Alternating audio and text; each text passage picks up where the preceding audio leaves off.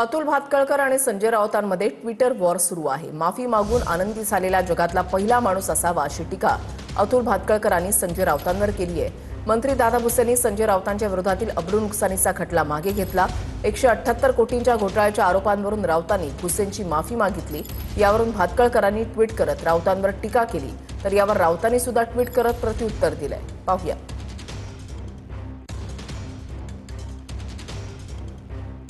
Sanjay राऊतांनी tweet करत असं म्हटलंय की अतुलजी, माणसाने पाप केलं नसेल तर तो नेहमीच आनंदी राहील। दादा भुसेंवर मूळ आरोप अद्वै हिरेंचे होते। त्यांनी गिरणा कारखान्यातील व्यवहाराबाबत आधीच खटला दाखल केला आहे। हिरेंनी आता भाजपमध्ये प्रवेश केल्यामुळे हा खटला चालवण्याची जबाबदारी भाजपची आहे। आम्ही का रक्त आटवायचं? आम्ही या खटल्यातून आनंदानं आणि हसत हसत बाहेर पडलो आहोत, समजलं?